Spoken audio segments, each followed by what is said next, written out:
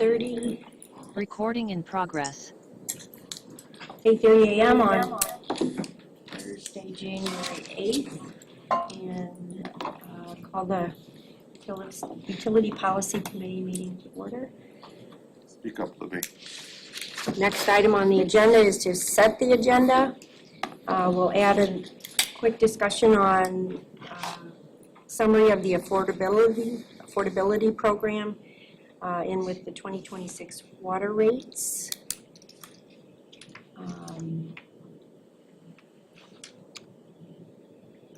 I'll make a motion to accept the agenda with the modification of adding the information on the affordability program. Support. There's a motion by Member Hafner, second by Member Anderson to set the agenda with adding the affordability. All those in favor? Aye. Opposed? Motion carries 6-0. Introductions and guests. Welcome everyone this morning. I think we are all familiar with each other today, so I'm going to continue. Next item is acceptance of the November 13th, 2025 draft minutes.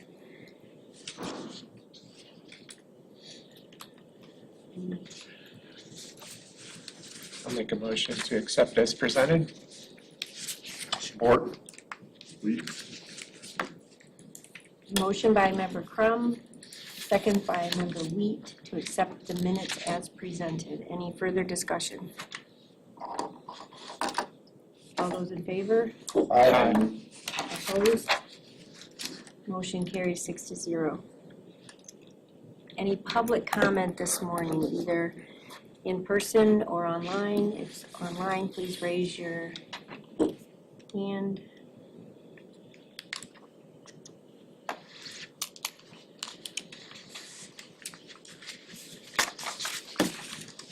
I should also mention welcome everyone who's attending virtually this morning. We have quite a number of people.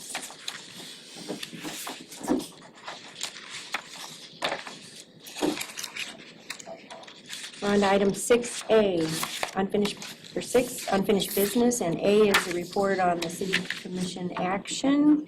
And these are updates for recommendations that went to the City Commission, so the 2026 water rates and affordability. Baker, do you want to, or Member Wheat, because you attended the meeting as well? I attended a December City Council workshop meeting. I can't remember the date, 12, 13, 14. Probably December 1st. Oh, okay.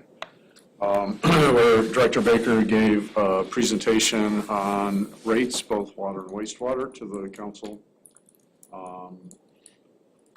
Very well received, good conversations. I was able to get up and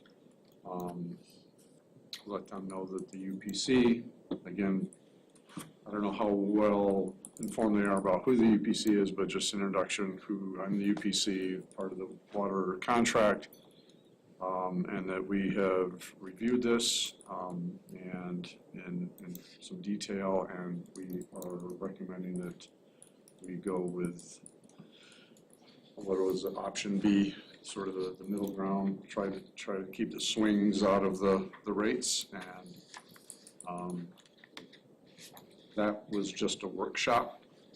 There was no voting that night, so Director Baker, I presume that I'll let you take it from there. Sure. The City Commission then had the second reading of that water ordinance to set rates on the meeting on December 15th. That was approved by vote, and those rates go into effect January 1st. So we are now in the new year, so those new water rates are in effect. The water rates adjusted based on the commodity. So we talked about that at UPC. The UPC went into those very fine details about residential commodity rates, multifamily commodity rates, commercial commodity rates, and so each one of those was adjusted slightly different. There was no change to the readiness to serve rate. So you'll see in your water bill, readiness to serve rate didn't change, but your commodity did change. Those commodity changes were done in respect to that option B that we talked about. So that should result in a net increase of about 6.5% for residential customers, overall system-wide about 5%. Did also want to talk about our water affordability program. We presented the City Commission some details on that program, gave some updates. Some important takeaways of that program are that 468 families in Kalamazoo County were provided assistance over the last program year. And, families can qualify that are up to 200% of federal poverty. There's also some other ways that families can categorically qualify. So if you're already receiving some assistance program, such as supplemental nutrition assistance program, you can be enrolled automatically. So there's some easier ways to get enrolled in that water affordability program. That program also has a interior plumbing program. So if you've got interior plumbing leaks or interior plumbing deficiencies, you need some upgrades of pipes, maybe you have interior lead pipes, that program can help you. And so between those two programs, the water affordability program and the interior plumbing program, over $400,000 were provided to Kalamazoo County families for water affordability assistance. So great programs. City Commission also on December 1st approved, and it's been a long time coming, the water leak adjustment policy. So if there's something happens, frozen pipe, a broken pipe, a toilet running, something that you may not be aware of it, and you get a big water bill, we've got a policy that we can work through and make that not as much of a burden on you. There is work that the customer account holder has to do. One, you have to notify us. We don't go through these accounts hand by hand in fine detail to understand if you used water or if you had a leak. So please look at your bills. If your bill is, more than 50% of your previous average bill, there may be something going on. Give us a call. We can help you with that troubleshooting. But ultimately, if something needs to get fixed in that home, that's going to be that homeowner's responsibility. And I can go into any more detail on any of those items. Let's see if the UPC members have any questions, Peter. I just had a question. I know at one point in time, the affordability program had the grant funding associated with it. Does that cover that 400,000, or does that 400,000 require the 1% that was set aside of rates for the purpose of affordability? No, yeah, that's a great question, Peter. So far, the water affordability program continues to be grant funded, and it will continue to be grant funded. Our current estimates right now are through the end of 2027. So the UPC did vote at, I believe last year, maybe the year before that, to put up to 1% of a rate towards water affordability. We haven't done that yet because we're still working through the grant program. Right. Chair Libby? Yes. So just to add a little bit to that, from the voting perspective, from the political perspective on it, just one thing to remind how the table gets set for this is that there's turnover on the city commission every 2 years, as there was this year. And you can have any number of new members on the city commission, just happen to be 2 this time. But obviously, as the years go by here, those of us who have been around through the whole discussion about water rates and working together and setting up the UPC, there are fewer and fewer people around that are aware of or know anything about or maybe even have any interest in that history whatsoever, how we got to where we are right now. And I will suggest that without a lot of great work by Director Baker, you find yourself in a situation where a newly elected commissioner is not going to be comfortable one of their first actions right out of the gate within a month of, voting on an increase in water rates. That's just something for anyone that served on boards, you know what it's like. And people don't like to see things go up, I get that. So I think James did a great job of helping bring the new commissioners up to speed, but it's always a challenge, and I think that's something to continue to recognize as we go forward, as we're building the system and as we need to address revenue issues. Here's what I will say. I don't think, maybe even this time or in times in the future, without this robust affordability program, I don't think you're gonna get the votes. That's my opinion on it. Because, there's just too much discomfort there relative to, water being a very basic need and some issues related to affordability and all that.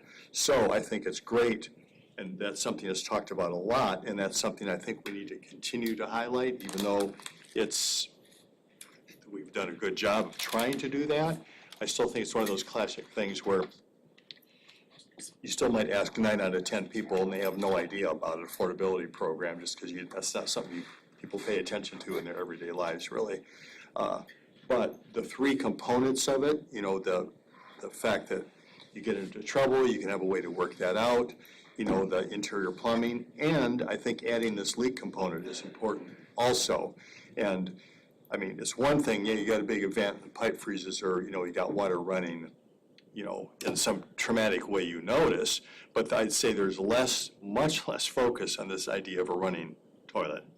And including that, because you have a toilet run for a whole month, that's gonna have a really dramatic effect on your water bill. And those are not things that many people pay a lot of attention to, I guess. So that said, having that included, but I think that's really an important component. It's a good question about that. In order to do this, I mean, I know that we're come to the end of some capital investment, and maybe things will smooth a bit here, but this is just going to be, for at least the immediate foreseeable future, this is going to be a challenge every single year when we're looking for a rate increase. So just something to keep in mind. And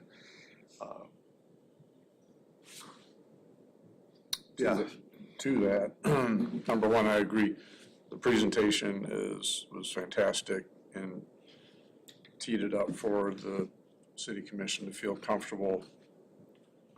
You gotta spend the money, right? So, although a couple of them did say, I don't wanna do this, but we have to do it. So that was good. My question is the numbers, the affordability, you said 400,000? 400,000 spent in about 468 families. Okay. They're not one for one, but there was some pretty large costs on the plumbing. Some of the plumbing repairs averaged over $3,000 per home on some of those improvements. So we're spending, is that $400,000? It's been, the program's been in place a couple of years, right? Correct. I think that 400,000 number was from October 2024 through our presentation time in December 25. Okay. So. And then the UPC has pledged to support rates, I can't remember, 1%? That has not been put in place, that would fund how much? Well, it would be 1% of, I would think, of the rates that were charged in a given year, so that's. Is there equivalence there? What I'm saying is we've seen a need for 400,000 in aid for affordability. Are we in the position where when the grant goes away, are we in a position that we'll be able to pick up that slack? I would think we would be pretty close at that point in time. Yeah, that's pretty close. I think we're getting into details. We'll probably have to have somebody get a pencil out, but, are we talking 1% That would indicate of gross 1% of revenues $1 or, million, or above $40 line? million would be 400,000. Yeah. And I think our rates would result in that at 2027. Correct. But it's something, it's a great question, and I could open up an audit from recently and I say, okay, the total revenue was excellent. No, I didn't expect, more of the point is that we want to probably pay attention to that in 2026, 27, so that there's not a discontinuous, if there's a program that we support, we should make sure that we can support it, continue to support it, and whenever the grant monies go away. Sure, I would say participation is a point of consideration as well. 468 families, that's great, that's a lot of participation. We do know that that's not everybody. There are more families that can qualify for this program that, for whatever reason, aren't currently participating. So we've done a lot of work in marketing and advertising to get this information out there. We're gonna continue to push that marketing and advertising. But again, we encourage folks to participate if you have challenges meeting your daily needs, or if you've got some outstanding plumbing repairs that need to happen in your home. Please give a call to Community Action Agency of South Central Michigan. That number is 1-877-422-2726. And I think that's a great point. We should keep an eye on it and understand what we've suggested, that 1% would help subsidize or perhaps pay for. Just as a point of information, last year the revenue for the water fund was 38 million. Now, to what extent that could be used for the 1% coverage, I don't know without a little more research. But I think you're spot on. We just need to monitor and make sure when we get to that point in time, hopefully we can continue to obtain the grant fundings. But if not, we need to be aware of what are the implications. Maybe the program has to shrink or it has the ability to be more robust. Any other questions? Just my recollection was that the 1% as a recommendation came after we did some research of what other systems are doing. So it's not, I don't think it was a magic number. It was just Right. that was, it seemed like that's what other utility systems had in place that had their own programs in place, so.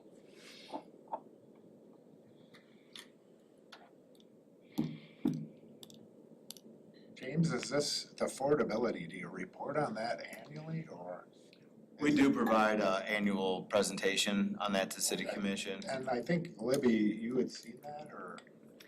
I think, well, Tom was present Okay. at the meeting and said it was very good. And we have it in our periodic checklist, which we're gonna get Okay, to later, okay. to have an annual summary provided to the EPC. Yeah, during James's presentation, we invite somebody from the Community Action Agency, is that right? To speak to the affordability program. So one last question, what program, where's that grant coming from? That grant came from State of Michigan, from Michigan Department of Health and Human Services. And that was a kind of program applicant, had to be Community Action Agency, so the city couldn't be an applicant, but we assisted Community Action Agency in the grant application. Thank you. Next item on the agenda is the capital improvement plan, and we keep this on unfinished business for updates. And looking for the status of projects, maybe the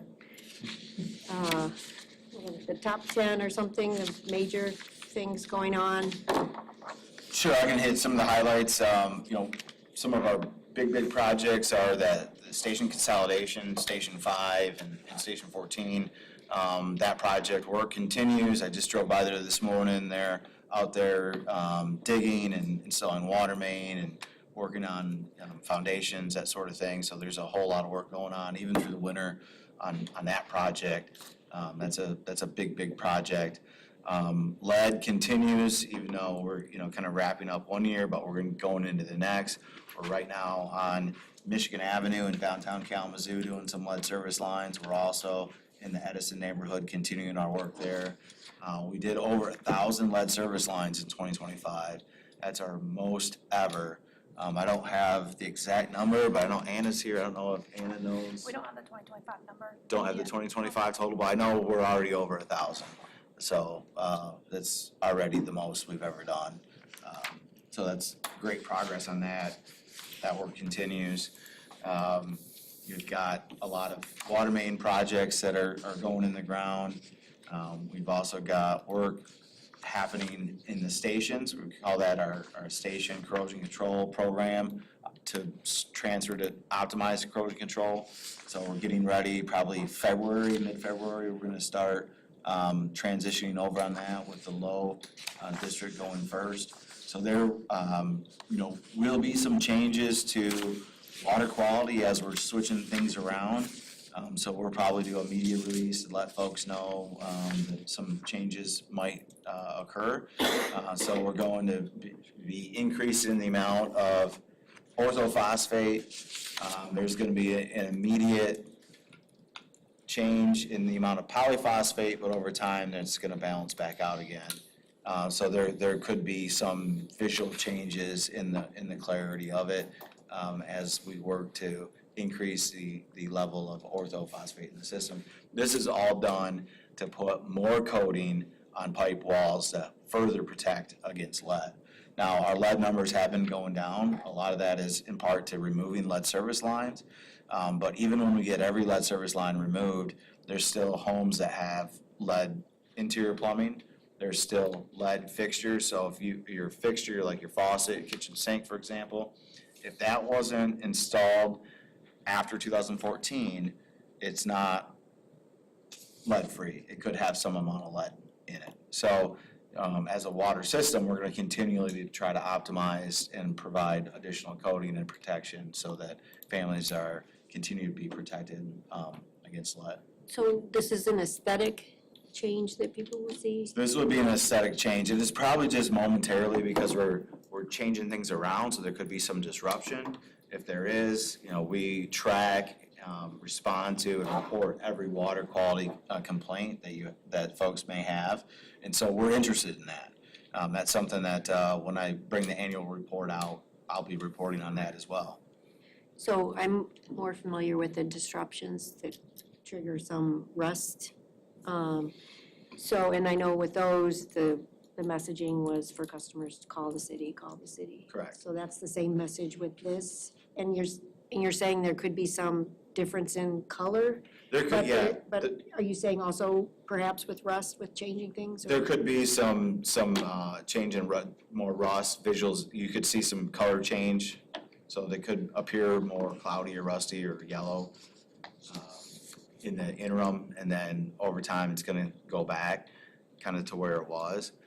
So we're going to be making changes in the amount of phosphates we're adding, and so there is going to be just a bit of a change as we go through that. So we're not anticipating, it's not intentional that we're going to do that. It's one of those things that may happen.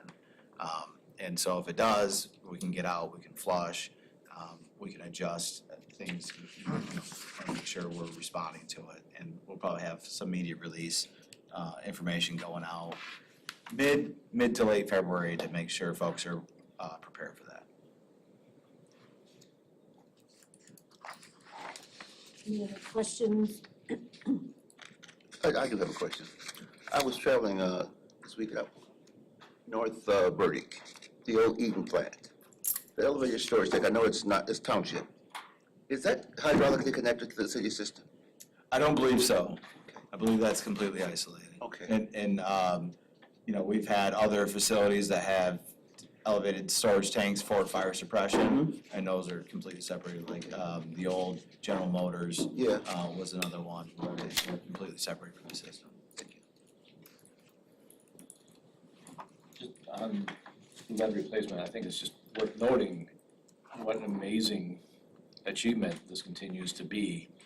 I mean, not under a court order, not anything like that. This is just proactive work.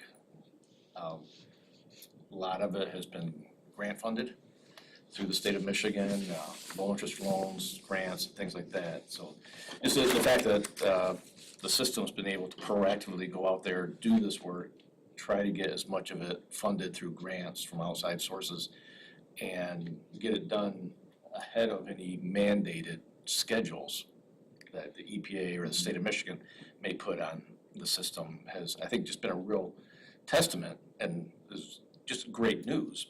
I know there's more to do.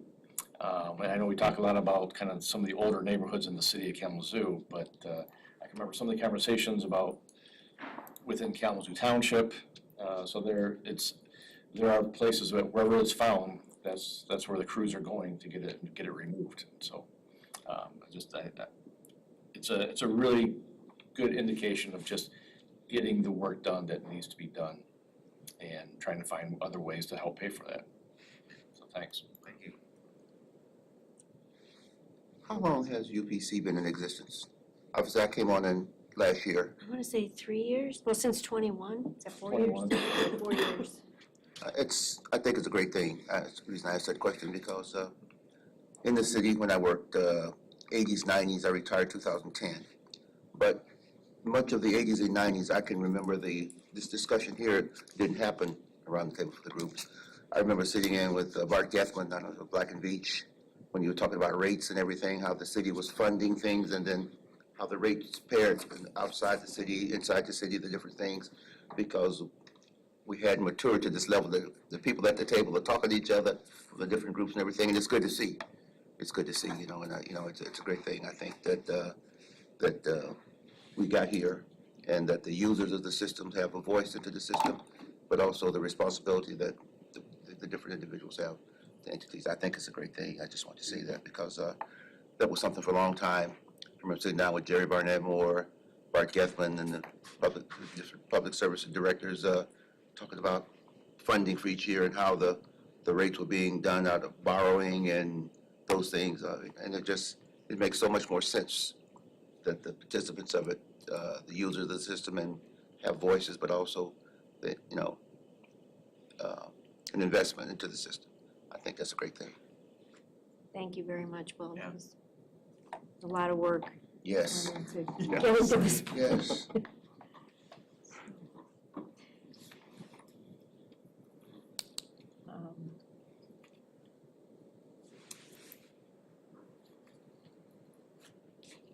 The next item on the agenda is the new business, item 7A, 2026 meeting dates. And the proposed dates are listed on the agenda, actually. It's a continuation of the second Thursday of the month at 8:30 a.m. here at Oshtemo Township. So, Do we need to ask Oshtemo again whether that's okay, or? It's already on the calendar. I know we did Thank you. last year, I think. See yours, list there, please. yes. We should pass it back there when you're done too. Chair Levy, I move approval of our meeting schedule for 2026. Support? There's a motion by Member Anderson and a second by Peter Hafner. Member Hafner to approve the meeting dates for the second Thursday, 8:30 a.m. at Oshtemo Township for the Utility Policy Committee. Any further discussion? All those in favor? Aye. Opposed? Motion carries 7-0. Yes. So administratively, are somebody gonna send that out for the group as a automatic Calendar thing. calendar thing? I think, Or is it already set up? It is. It does. It's already set, okay, through 2026? I'm checking all of the dates. I'm up to Okay. August, and so far it's there. Good, thank you. good administrative point. That just Thank makes you. it so much easier to hit accept and It does. Thank you.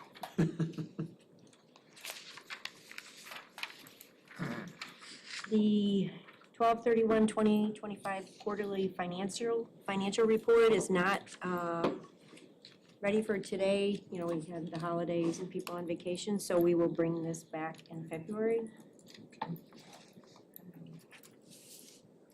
Item C is the utility financial policy amendment, and Peter, I appreciate you reaching out on this item and providing information. We had some discussion when we were working on recommending the rates, that there was a little bit of a disconnect between what is in the policy and how The rates are being calculated. being calculated. So we need, need to bring it to this group to discuss whether to align those two and the process to do that. And so, Absolutely. So I provided some information in the packet, and at the top of it, it says Kalamazoo Water Policy, Utility Financial Policy. And so I wanted to walk you through just components of that. So at the top, that heading would be blue. And again, that would say Water System Utility Financial Policy.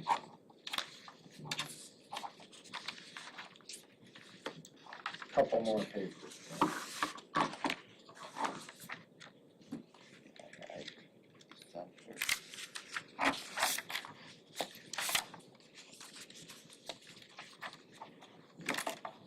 Okay, so here is the policy that I pulled this off the city's website, and this is what was approved by the city and proposed by the UPC. And last year, when we had the rate calculation performed, I noted that there was a slight disconnect between our policy and what was being utilized to calculate water rates. And I wanted to just bring this, I thought January was a good point in time for us to just touch base on this. I'll make everybody aware of what that disconnect is, and then we can consider whether we want to modify our policy to be consistent with what the rate calculator is doing, or, mandate the rates be calculated in conformance with what the policy is, and that goes through a process, and ultimately would be the city commission that would need to approve the policy change. And so there are various reserves that we set up and discussed in quite a bit of detail, and Steve Vincenzi was involved in a small group that helped work through this, and we brought it back to the group, and ultimately the city approved it. Just point your attention to the third item. So the third item here is the operation and maintenance fund, or a reserve of dollars that are available to operate the system should there be a shortage or if there's an excess there that would result in the ability to reduce rates. And I just wanted to point out the first sentence following the third item, it says maintain a balance of non-bonded cash and investments equal to 240 days of annual 270 needs. days. So if you turn to the next page, there's some of the schedules included with the policy. You turn to the third page, it says Appendix A. You turn to the fourth page, and there is a calculation of what is referred to by Stantec as the revenue fund. That's on the right top of the page, following Schedule 2. I'm going to jump to the next page where there are some graphs. In the top left graph, it says operating fund, and you can see for 2024, it's approximately $34 million. Do you see that? So let's go back to page 9 and take a look at the bottom of page 9 and how many dollars are in the reserve. $34 million. This is just fine. What I wanted to point out is on that Schedule 2, which is this page where the calculation is made. and this is Schedule 2 from the rate making, This is from the rate calculation, both pages are. okay. So the first documents we looked at are the policy, and this is the rate calculation. I just wanted to point out, when you take a look at the calculation of this referred to as revenue fund, maybe it should be called operating fund, it is on the next page.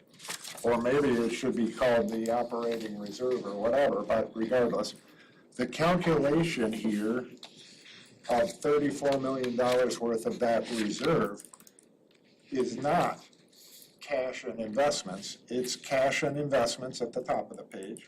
And then it has customers receivable, it shows due from other governments, prepaid items, inventory, and then it backs out the accounts payable, accrued payables, due to other governments, et cetera, et cetera, et cetera, coming down to $34 million. The fact that they went through this calculation, I think actually is good. It could be tweaked in my modest opinion.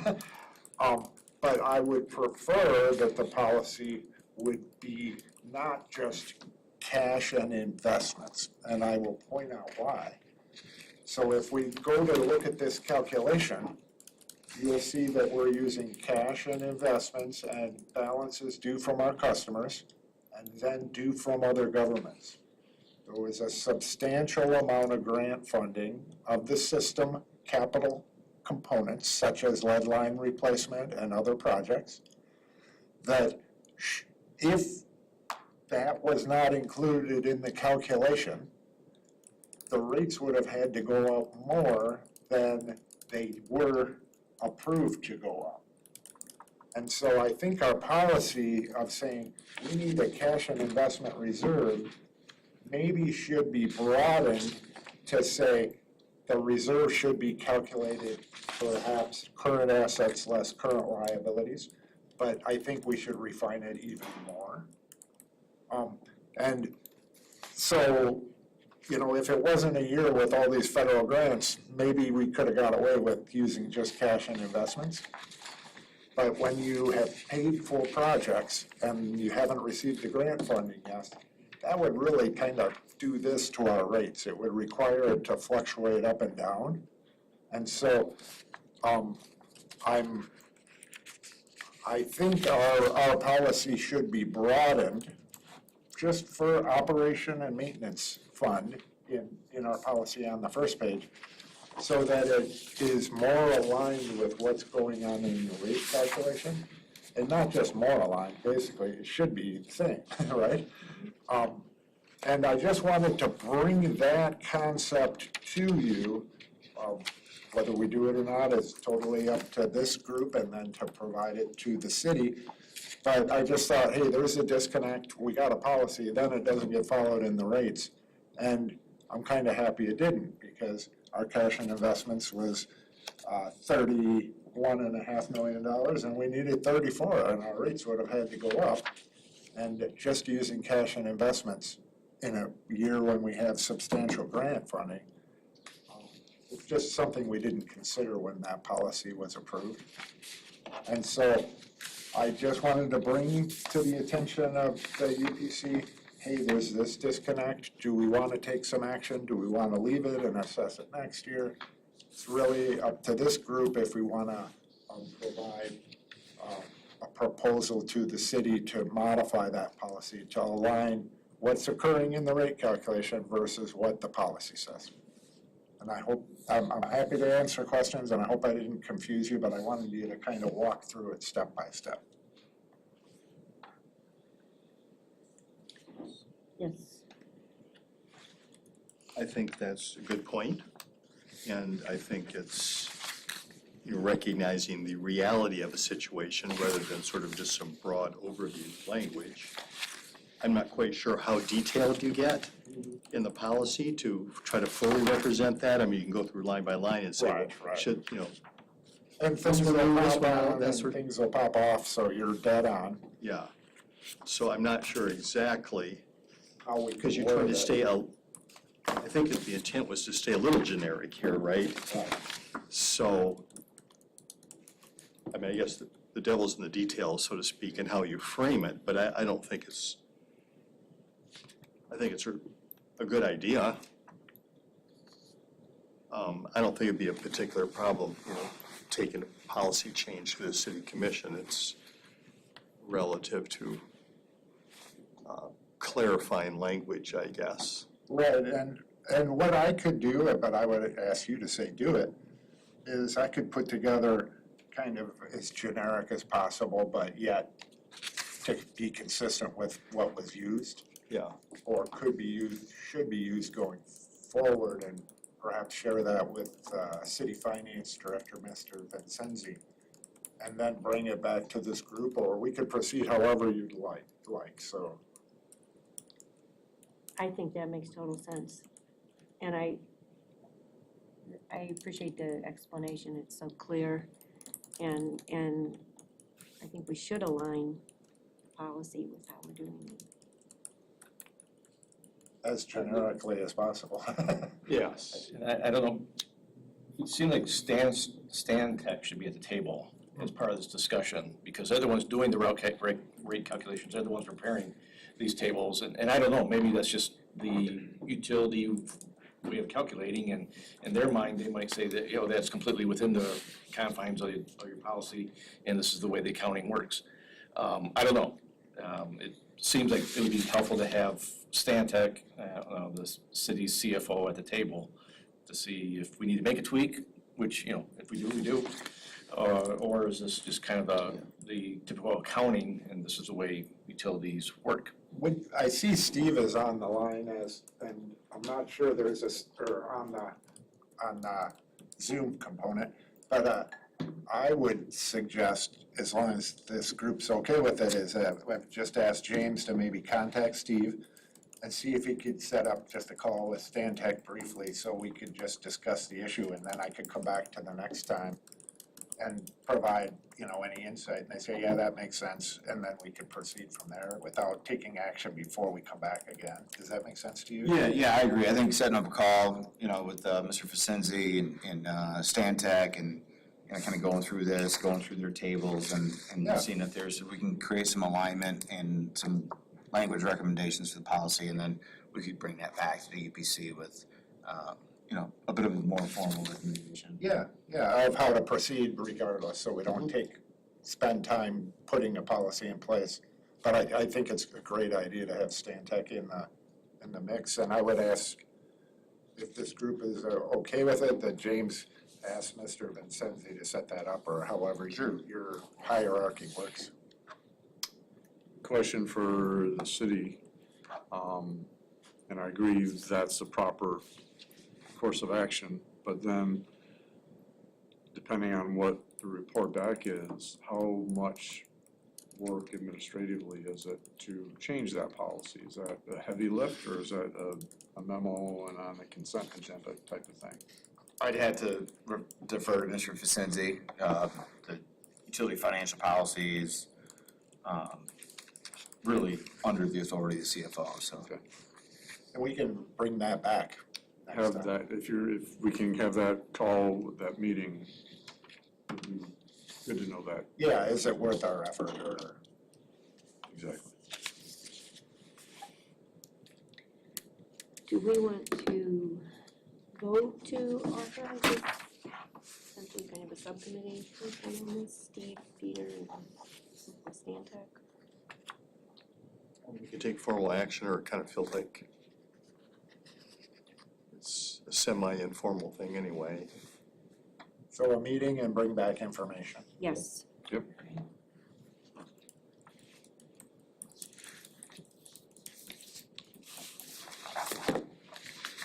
Then we have the water checklist, water contract checklist annual review, which we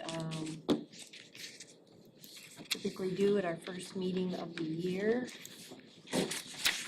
So I put together a summary of the contract several years ago, and historically, we've taken a walk through this document briefly at our January meeting.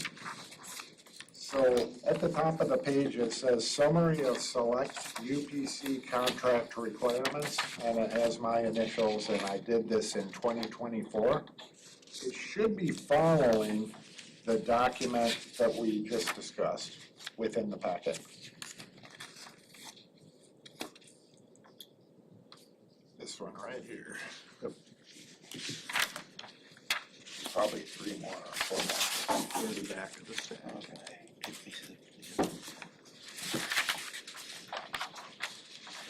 going, and it'll be like a separate Separate. statement. I just want to make sure that Will's online with us, just because this would be his first time through it as well. Keep going. Keep going. That's it. So what I historically have done is just try to highlight the big items. So under the recitals, the first item is F, and the city and the township desire to establish a representative utility policy committee with direct input regarding water finances, rate making, operations, maintenance, repair, replacement of the public water supply system. I just point that out, and that's really the whole purpose of this meeting occurring. And then I'm gonna skip down to where it says creation of the committee. And I wanna point out under 3.1, it's always all members and alternate members of the UPC have a duty to act in the best interest of the public water supply system. And then I would point out under 3.6A, we have to meet quarterly. We have been meeting every month, and then we occasionally are saying there's not enough on the agenda. We're still on track for quarterly, so let's cancel this meeting or that meeting. And we need to meet to discuss, review, confer regarding capital improvements. Thanks for the update. Operations, maintenance, repair, water service, financial policy, which would include the utility financial policy we just discussed, water rates. And then yearly, at the very bottom of that section, we can request all of the books and records of the city should we want to delve into more detail that we don't feel as though we're receiving. And then under B, we can retain a consultant or consultants to take a look at data if we want to go into more detail. So consultants in excess of the rate consultant. And then on the next page, we have a process for approval of the water rates, and at the very top yearly, we determine whether it's necessary to have a water rate consultant, and I would just ask for Mr. Baker to concur that he thinks that that's necessary in 2026 year to have a water rate consultant. And my perspective is it's just very helpful for the city when they're in the phases of construction and changes in operations that we have that outside party looking at what do we need to be charging to cover the costs of the system. And I think James' head shake is yes. Yes.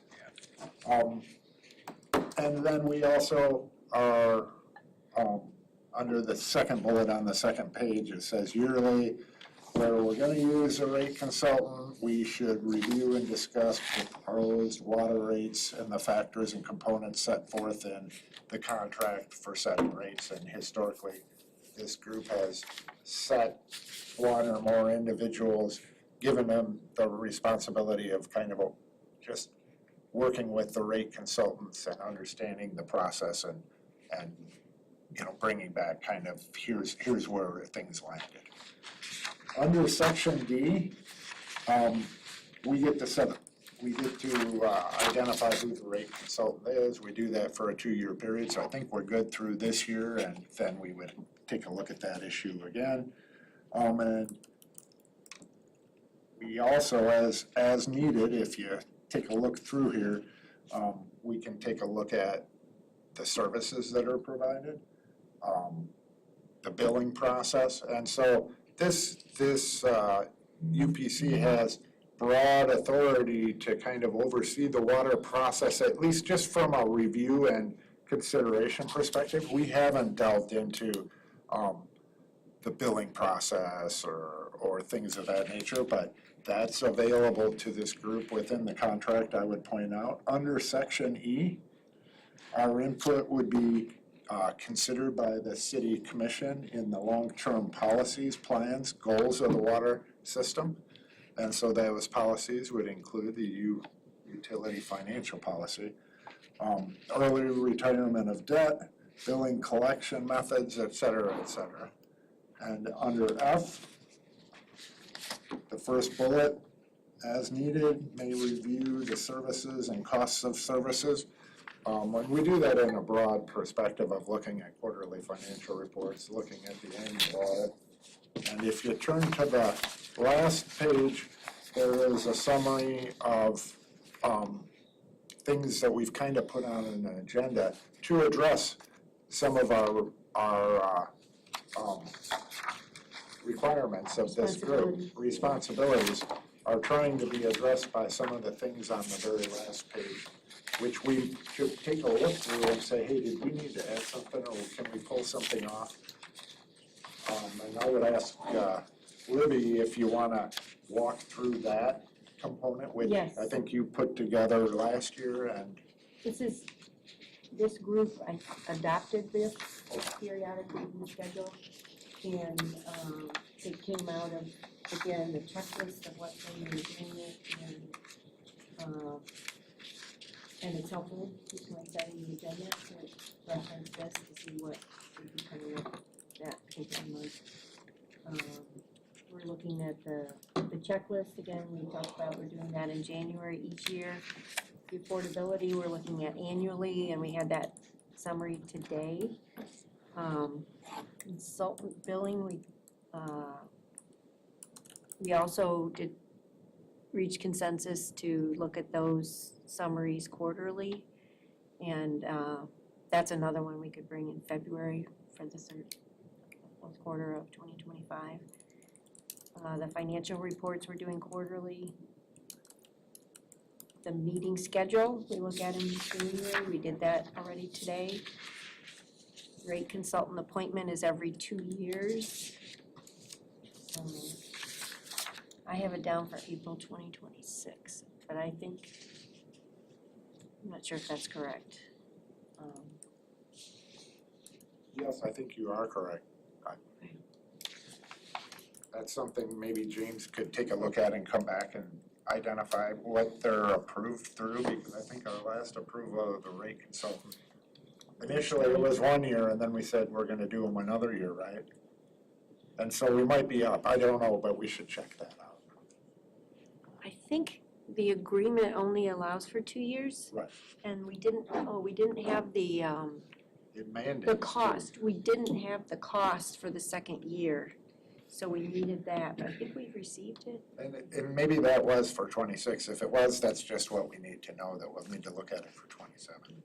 I Okay, just yeah. can't recall, I know we did initial approval of 1 year and then, so we might be fine. I think part of it too was, this system had used a rate consultant for decades. And with the new UPC, we switched to a new rate consultant. And I think there was kind of a feeling of, let's see how this new rate consultant does. We've never worked with them before. I think that's why we went with the 1 year initially, to see how things would shake out. But yeah, time's going by fast. We're into a couple years on it already. So maybe, James, you could just come back and say, we're approved through 27 or whatever. I Sure. can't recall. And I'll look to the commission, the expenditure is a commission item because of the amount.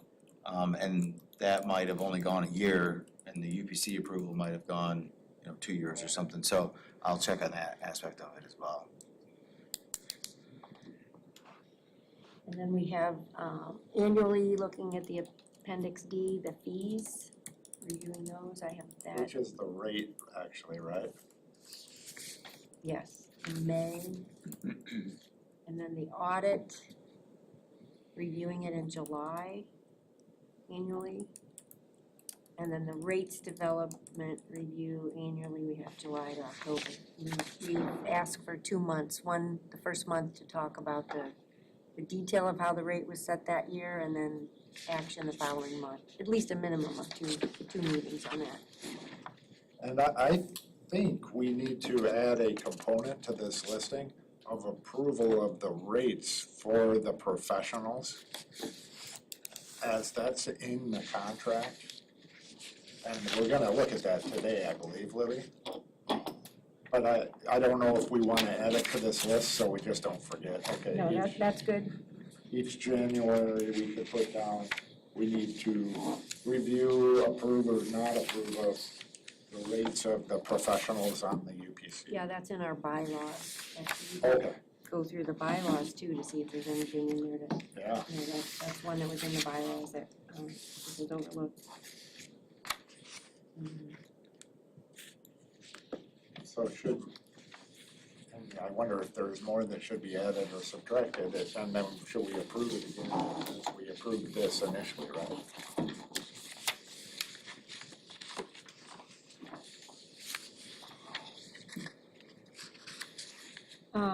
One question, I've kept the capital improvement plan on every meeting, and perhaps that should be a quarterly or as needed, and does it make sense to, look at that and as more of an executive summary or something of what's going on in this group? I would, request, Mr. Wheat provide his 2 cents on the monitoring of the capital side, just because he's an engineer, he's familiar with this versus I'm an accountant, what have you. But maybe some type of here's the big project, the top 10 or whatever, periodically.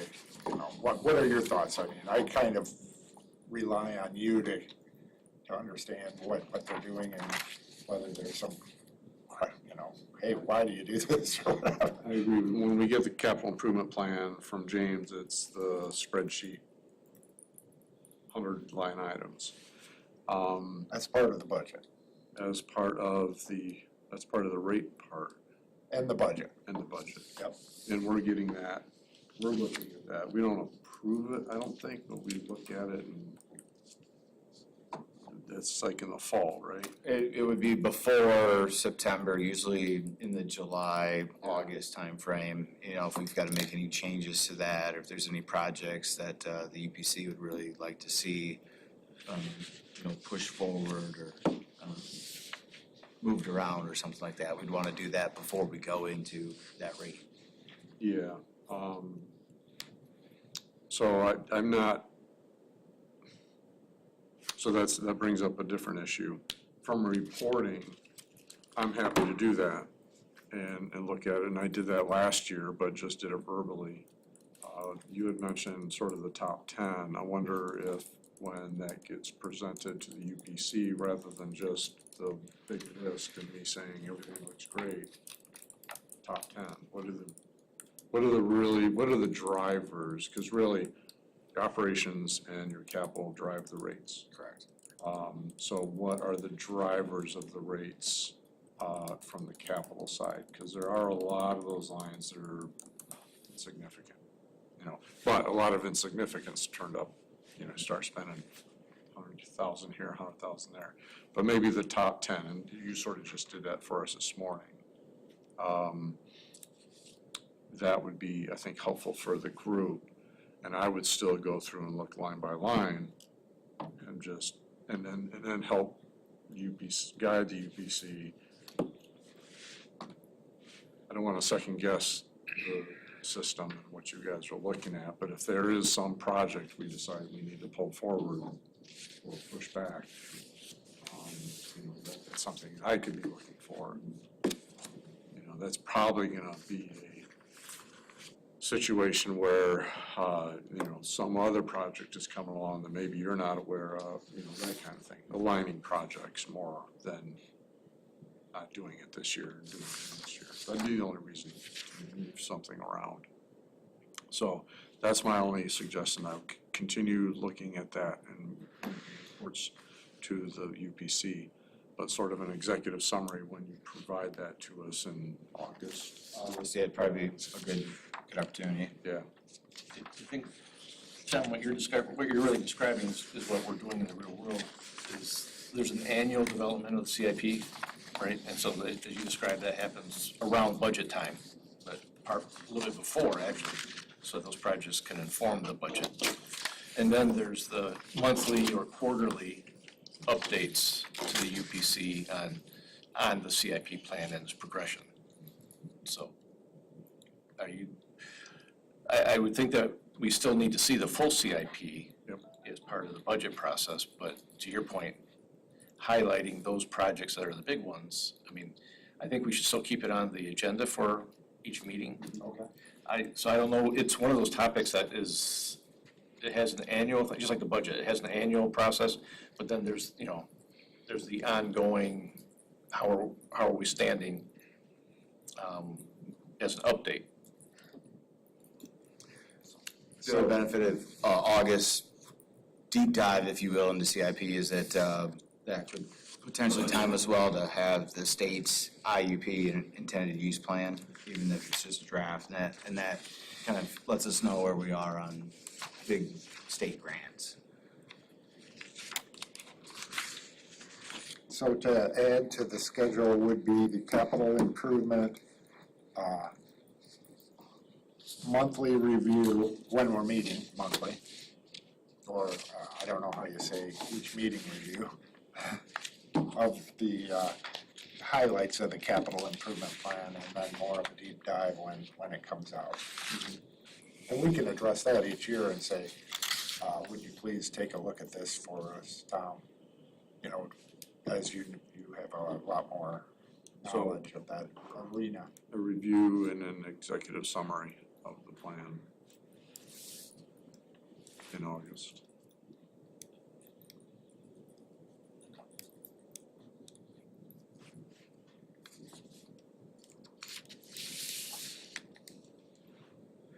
And retain the capital improvement review at each meeting. That's what Jeff was saying. Just like what we just did today. So just clarifying what Tom is doing in August and what the city's doing. The executive summary is the city, the top 10 drivers, or that, and then you're doing a review of the overall I'll capital? review all the line items. James can put together a one-pager to say, here are the big ones. It just, these are the this is where we're at on the big ones this year, and this is what we're looking at next year.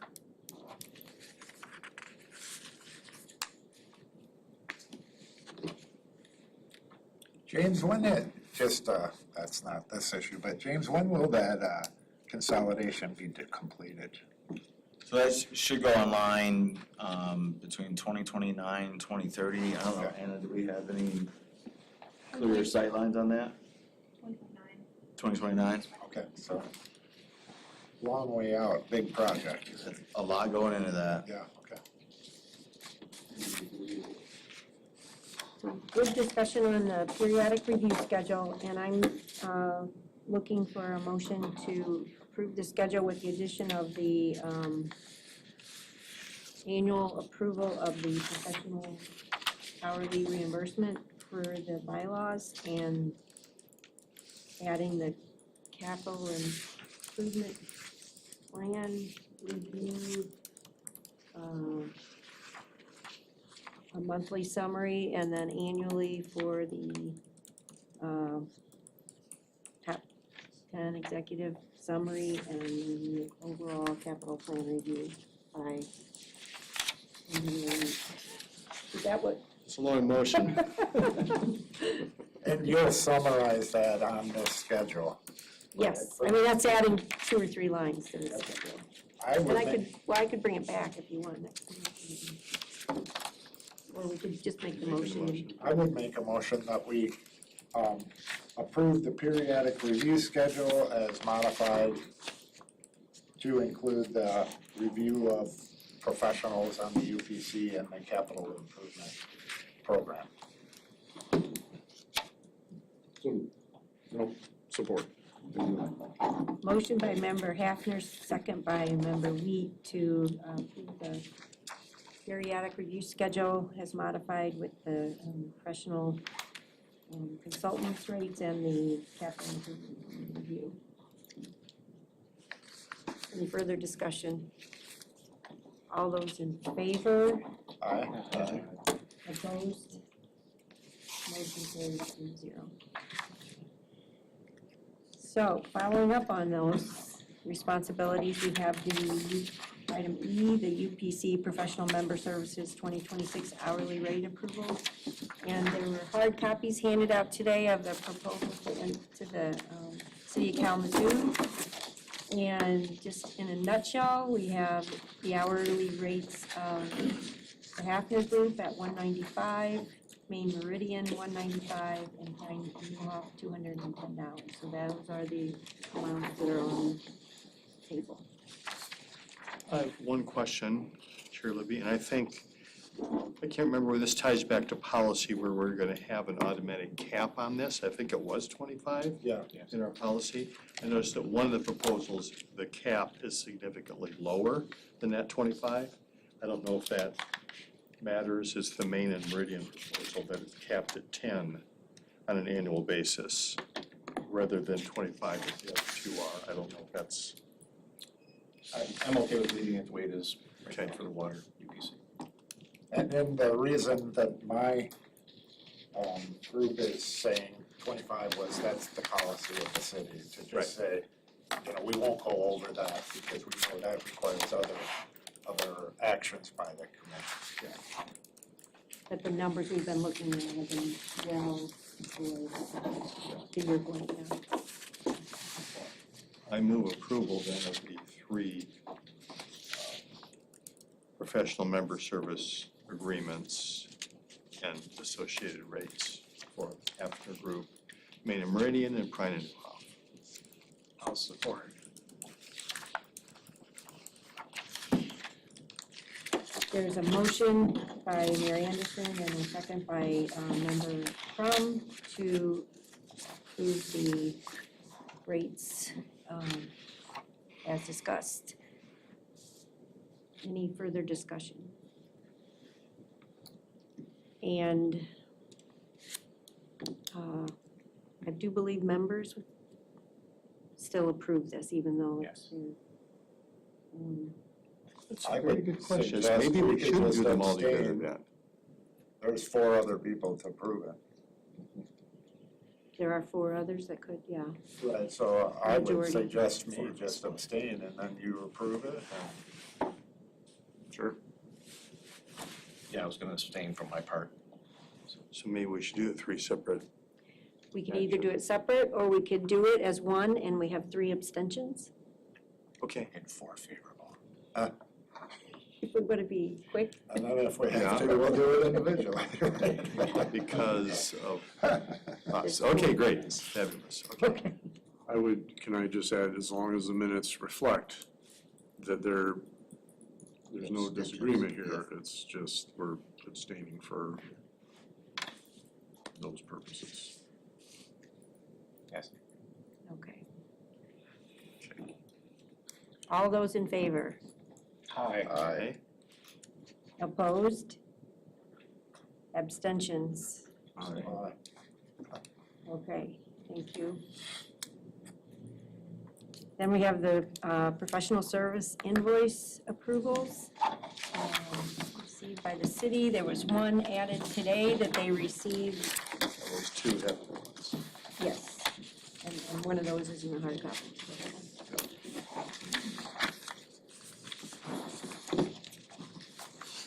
Okay, all right, we'll start with 26, right, I guess. I move approval of payment for the Main and Meridian LLC invoice number 00115, amount of $303. I'll support. Motion by Member Anderson, second by Member Crum to approve the Main Meridian invoice as described. All those in favor? Aye. Opposed? All right. Those abstaining? Abstain. Thank you. I move approval of Motion the carries. Prine Newhoff. Motion carries 6 to 0 There we go. and 1. One abstention. Prine Newhoff invoice number 93001, the amount of $311.40, and approval of payment. Support. Motion by Member Anderson, support by Member Rollins to approve the sign a new invoice as presented. Any further discussion? All those in favor? Aye. Opposed? Abstained? Abstain. Motion carries 6-0 and 1 abstention. I move approval of two Hefner Group LLC invoices, approval of payment. One of the number 1087 in the amount of $879.70, and the other one 1095 in the amount of $149. I'll support. Can I just say ditto? Motion made by Member Anderson, seconded by Member Crum to approve the two Hafner Group invoices as presented. All those in favor? Aye. Opposed? Abstentions? Abstain. Motion carries 6-0 with 1 abstention. Okay, thank you. Any, on to the committee member, alternate attendee, guest comments. Item 8, anyone, we'll start with the audience. Sure, I again like to compliment members of the UPC, doing an excellent job, continue to do that, and I do very much believe you are all serving in the interest of the public water system. Thank you. And as always, James Baker for all the assistance that he brings and the information. It's excellent. And then Peter, I appreciate the summary very much of the roles and authority of the UPC. I think that's a very valuable tool. And I'll also footnote that I too had noticed the inconsistencies of the reporting. It didn't bother me because I realized that city had their accounting system that did things certain ways, and our policies, as the mayor indicated, are more generic. My only footnote to that is, I noticed it, I was unconcerned, but one of the things that this committee is so important in doing is collecting and conveying information to the public. And when we have one document that says this, you're going to look for those names of the various funds being also incorporated in the detailed information. And because of those inconsistencies, it's not there. As I say, I didn't worry about it.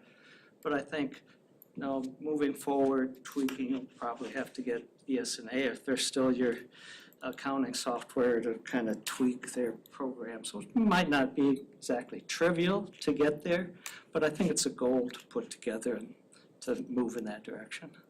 But otherwise, again, appreciate everybody's work here, especially the city. I very much appreciate the transparency. Thank you. Thank you. Jeff, anything? Just to echo what one of your members said at the table earlier today, I've been with this group now for 25 plus years, and it is really truly a blessing to see the people sitting around the table working the way we are, and I'm glad you noticed that. It's really, really awesome, and we've come a long way, and I certainly hope it gets nothing but better. It's awesome. Thank you. Thank you. Anna, anything? Thank you. Bear? Nothing to add. Jerry? Yeah, I just had a couple comments on the affordability of the program and that. Once the state's grants is off and you're doing your own and that, I wondered, is there ever going to be just a minimum charge or something to somebody? Like cover $20, say the bill's $146 and they're required to pay $20, they're going to get $120 back. That they have some interest still in it. As the mayor said, if they're paying the total bill, are they going to worry about the toilet running all the time or not, you know? And if they pay $20, whether they pay for the billing and the paperwork and the mailing, at least that part of it, the administrative part, but they have some interest in it, that they're watching their usage and trying to be the best steward as well. Also, I wonder about the property tax. We have hardship exemptions and they're done by the year. People's financial things change. He might have been out of a job for 2 years and they got a job how often will the affordability, will you look to reevaluate where they're at, how they're, you're not gonna do it by quarterly, it'd be way too much work. Is it gonna be by the year that you would look at them to say, okay, this is your rate now, and you've got ability now to contribute as everybody else is contributing, and so, just some thoughts that as you were going through it, so. Thank you. Sherry? Hi, good morning, everyone. Great conversation, always illuminating, and Mayor, I appreciate turnover can cause disruption in progress when it comes to elected officials. I think what I have maybe is a couple more questions, and then I'll just, if somebody either can get with me or, during your comments. I'm always concerned that we're not, from the township local level in the system, highlighting the water affordability program. And so I'd be interested at some point of, is there some distribution among the system where we see more users taking advantage of that program than others, just so that we make sure from our end that we are informing residents that that water affordability is out there for them too. Appreciate the work on the water leakage policy. I'm wondering, as a community with a lot of rental units, is that available to commercial property owners as well? So, if you've got a large multifamily unit and somebody's toilet's running, but the water is included in the rent, or I just am wondering if there's how that would work on the commercial side. And then my last question, and it's come up with regard to the concern around the access to water, should there be large-scale fires related to battery energy storage systems, I know water is supposed to be going out into Van Buren County as related to the Kale Avenue stuff. I'm wondering, is there a place where I could get an update on that expansion project? And will the city be the installing that?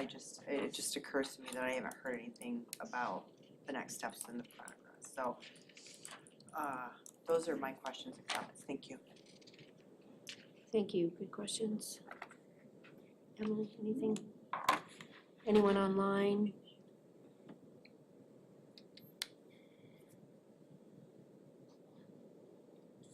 Not seeing any requests to speak online.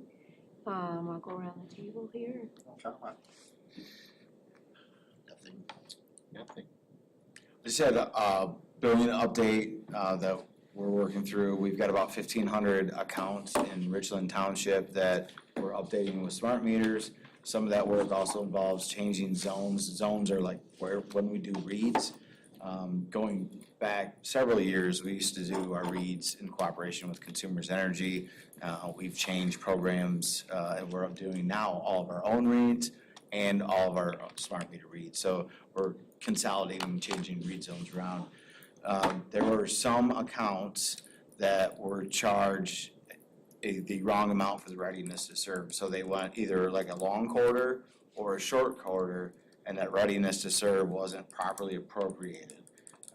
We're going through manually on these accounts to see if that did occur. We are correcting them if that did happen. We're not seeing any uniform, like they all were improperly charged, they all will not. It's just kind of a intermittent thing. We're gonna reach out to their software provider to see if we can run a script that would just go through all those accounts and try to clean that up. So we are getting some calls from some folks in Richland Township. We are working through, we have adjusted a number of those. So if there's, if you're still outstanding, if that still applies to you, you think, we're still working on that. So I just want to provide that message to everybody. And I'll get with you, Sherry, here after the meeting. I think I've got answers for everything you said. Right, thank you. Thank you. Thank you, James. Tom? Nope. Anything? Anything else? I have nothing other than thank you, everyone, for serving and for attending virtually and online. Good discussions. And we adjourn. Next meeting is February 12th.